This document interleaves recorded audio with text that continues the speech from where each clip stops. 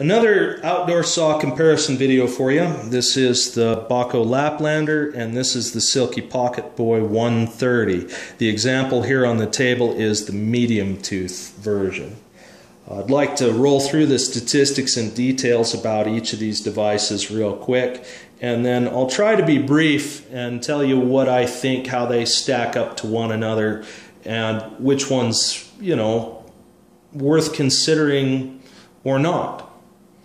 Okay, let's get right into it. The Bahco Laplander sells between $21 and $26 normally.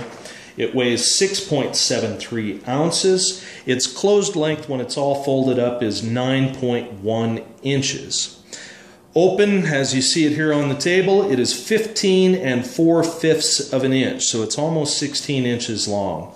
Its thickest point is 1 1/8 of an inch, and what I like to call height, but maybe you'd prefer to call it width, the distance between the back of the handle and the edge of the spine when it's all folded up. Maybe width is the better way to say it.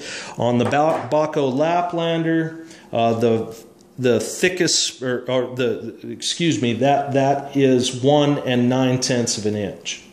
It has a 7 1/4 inch blade. There's 7 1/4 inch of cutting surface here, with 7 teeth per inch for a total of 51 teeth. It's a push-pull design. It cuts both forward and back. That's because these teeth are sharp. The points of the teeth are sharpened on both sides. A few of the teeth are shorter than the others, and it's just, that's how it works. It cuts both directions. Okay, the Silky PocketBoy 130, and we are talking about the medium tooth version here. This guy sells between $22 and $27 now. The price has come down on these in recent times. I paid $22.20 for the one on the table very recently. This saw weighs 5.1 ounces, so it's about 2 3/4 ounce lighter than the Bahco. Closed length, it's 6 1/2 inches long closed. Open length, it is about 11 1/2 inches. It's almost exactly 11 1/2 inches long, all the way opened up its extended length.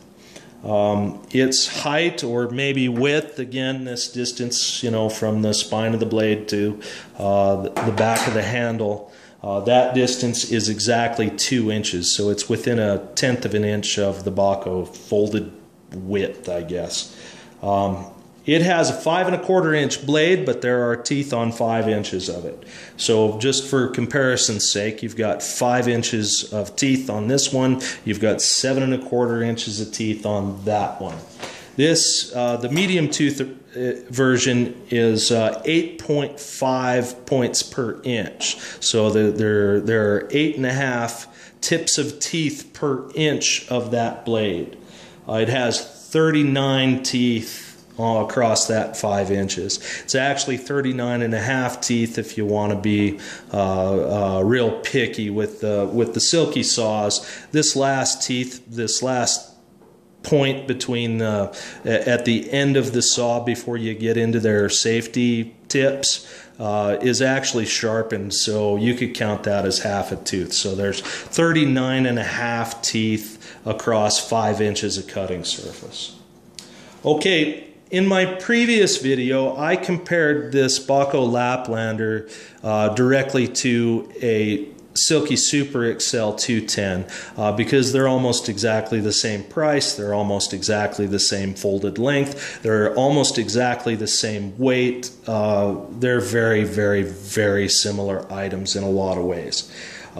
These are pretty dissimilar items. It's kind of hard to, you're going to be maybe a little surprised with me that I'm comparing a saw with a 5 inch blade to one with a 7 1/4, and what's really going to surprise you is that I'm going to tell you that this is the better saw.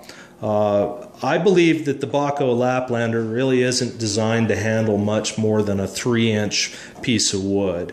That's after 3 inches, or just maybe a little more than that, you're really starting to put an awful lot of calories into the cut.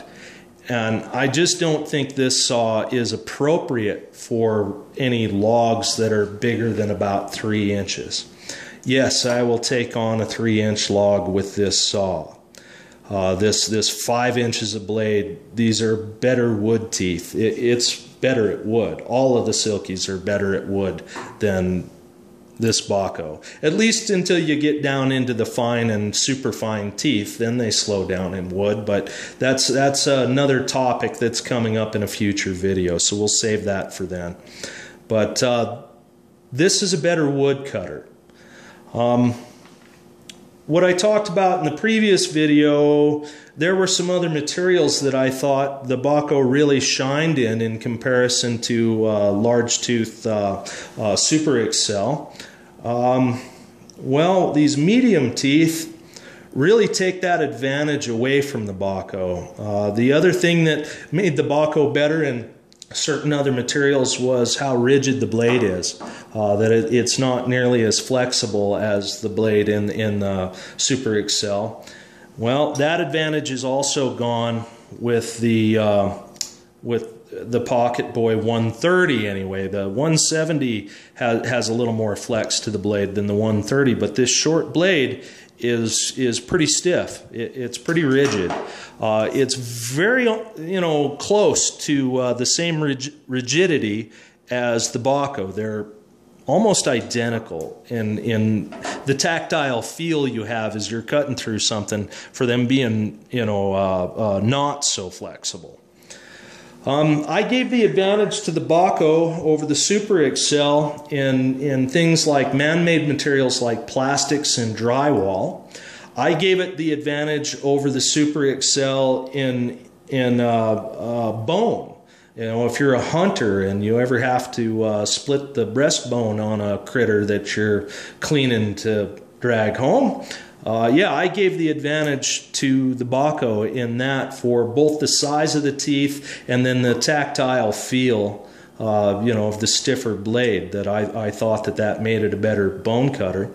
I also gave the Bahco the advantage over the Super Excel in woody and wood-like materials like sagebrush and thick vines, things with very long fibers that aren't very dense. I think that in fact, I still think this is an excellent saw for all of those items, but I can't give it the same advantage over this much smaller and much easier to carry saw.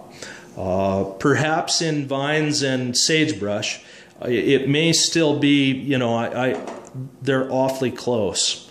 They are awfully close. This 8.5 teeth per inch versus the 7 teeth per inch really helps the saw get through fibrous materials.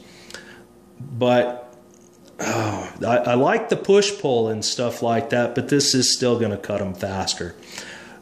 Across the board, it's a faster wood cutter.